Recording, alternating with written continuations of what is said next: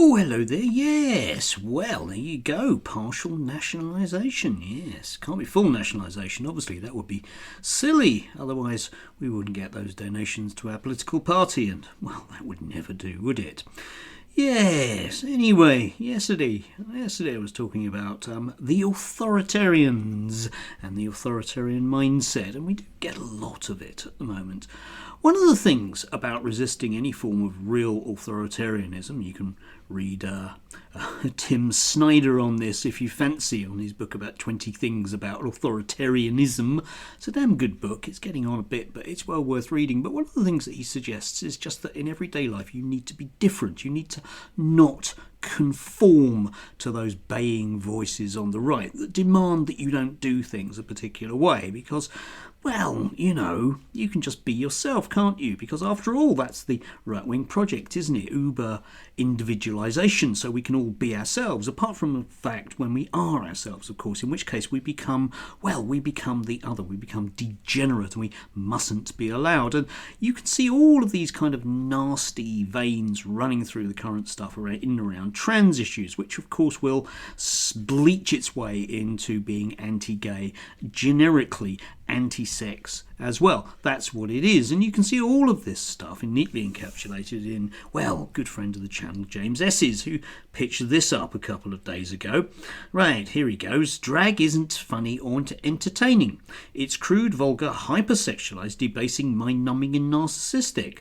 The fact that it can be found in our schools, hospitals and churches is a testament to the troubling times we live in. Yes. Which is sort of your classic grifterdom, being nasty bigot, whilst at the same time dressing yourself up in the cloak of goodness and godliness, isn't it? Yes, well, let's have a think about this, shall we? Drag isn't funny or entertaining, except, of course, we have a long history in this country of it being so.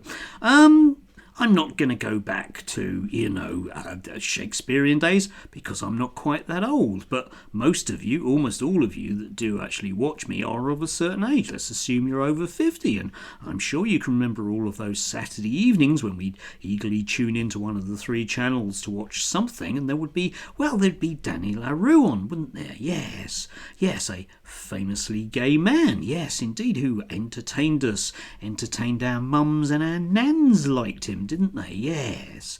Famously gay man. Was he threatening? Was he not funny or entertaining? Well, apparently not. He was a very highly paid entertainer. It's quite an interesting life story if you want to read about him, about her troubles, financial or otherwise, at the end of his life. Or indeed the classic Dick Emery, again, another staple of the 1970s, a man famously not homosexual, who, I think he was married about 6 or 7 times, might have had a troubled life one way or another in terms of the number of wives and kids he had, but a supremely successful man who was regarded as very much funny and entertaining. So I realise that James isn't quite old enough to, well, understand anything, but at least in that part I would suggest that that's very wrong. These are things that live within us, and of course we have a lot more up-to-date versions of that, which inevitably would lead to, well, people like Paul O'Grady being described these days in the media as a dog lover, which of course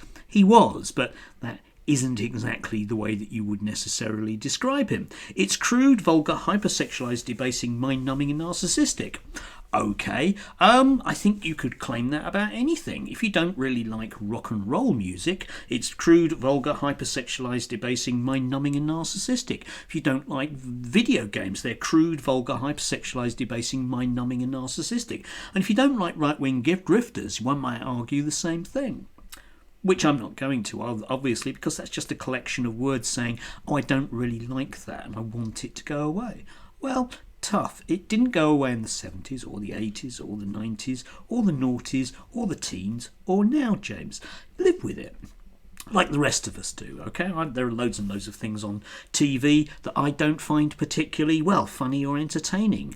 Mrs. Brown's Boys is still a thing. There you go, there's a classic drag show for you. Yeah, should we make that illegal, James? Would that make you happy? I'm sure it would. After all, think of the children, yes. Because, of course, that's the last bolt hole, or in James's case, the first bolt hole, isn't it? The fact that it can be found in our schools. Oh, no, think of the children. Oh, my God. Children being able to see Dick Emery on a Saturday night, what will happen to them? Well, they'll probably grow into you and me, won't they? Yes. Our hospitals. Oh no, imagine hospitals being places where entertainers might go to entertain children with cancer. That would be awful, wouldn't it? Be awful. Oh, something. I don't really know. Yeah, and churches. Well, of course, there you go. The appeal to God. The appeal to God, because of course James is a very godly man, which is the reason why he holds all the bigoted views that he does. A bit like Jesus did, a bit like all the rest of them. Yeah, that's the reason. They don't really want to be bigots, but somehow the Bible allows them to be so. The bits they choose to pick out, the ones that they underline in red, that they really enjoy because it's vulgar, hypersexualized, debasing, mind-numbing and narcissistic. Presumably, yes. And it's a testament to the troubling times we are living in. No, we aren't living in troubling times, James, at all. We're just living through more times. Times were troubling back in the 1970s. We had, a major crisis in capitalism, which is exactly what we're going through here. And various nasty voices rose up to meet that challenge. I seem to recall the rise of the National Front and their allies. Lots and lots of people in the press that would tell us that all of our problems would go away if we just picked on a small group of people. And of course, there are always those people who are willing to take money to do that.